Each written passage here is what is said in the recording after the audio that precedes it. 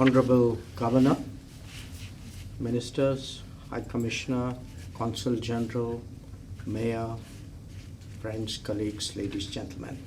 Very good morning to all of you. My name is Kar. It gives me truly immense pleasure to be here for the inauguration of the new Consulate General of India in Brisbane today. I thank Her Excellency, the Governor, for her gracious presence, and the ministers who made a special effort at being here today despite their other preoccupations. Today is a landmark moment and certainly a milestone in our increasingly strong bilateral relationship. The Consulate General here is a realization of a promise that Prime Minister Modi made to the Indian community in Australia in the presence of Prime Minister Albanese last year. It is an acknowledgement as well of the growing importance of the state of Queensland, which holds such an important place in many ways in our burgeoning ties. The majority of our bilateral trade, I think many of you know, is driven by the Sunshine State. Our diaspora is strong and growing, and it's very visible here today in the room.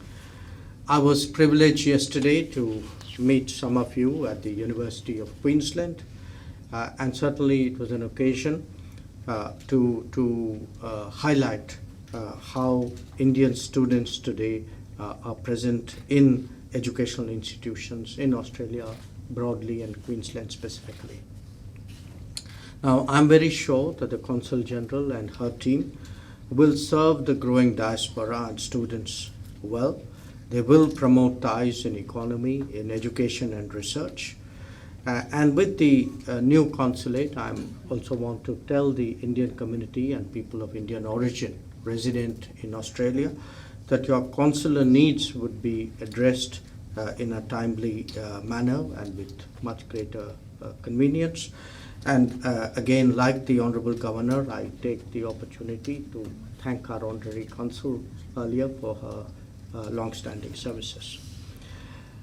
This is my first visit to Brisbane. It's my fifth to Australia in the last 3 years. And, you know, I of course, I like Australia, which is why I keep coming back. But I do want to say in many ways my visits are also a reflection really of the growing intensity of our cooperation. I think what we have seen in the last many years is that, led personally by the Prime Ministers, our ties have actually undergone a transformation. I don't use that word lightly. The Economic Cooperation and Trade Agreement, ECTA, is one indication of that. It has certainly opened up huge trade opportunities for our countries. And we hope to take that to the next level. And I mention that because I also do recall that Queensland actually accounts for the vast majority of exports from Australia to India. So we certainly see a very, very promising economic future for our partnership, and I'm sure that the consulate will help make that happen more speedily.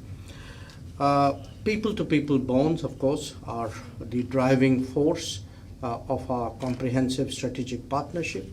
We have today in Australia a diaspora which is coming close, I think, to 1 million people, and certainly making its contribution to the vibrant and multicultural society here. I'm very pleased to see that the community has earned great respect for itself in this country. And, you know, as we look across different domains, you can see whether it is in academia or research or technology, business, healthcare, they have actually not just achieved excellence, but really made a name for themselves. And what I want to emphasize today is that by doing so, They also are in a position today to contribute to building bonds between India and Australia, and we certainly hope that this living bridge between our two countries would play its due part as our relationship grows.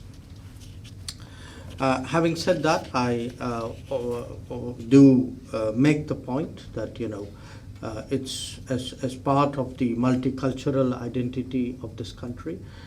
We are very confident that the consulate will also support cultural activities and other endeavors which will allow the Indian community here to be in touch with its roots and preserve its culture, heritage, and traditions.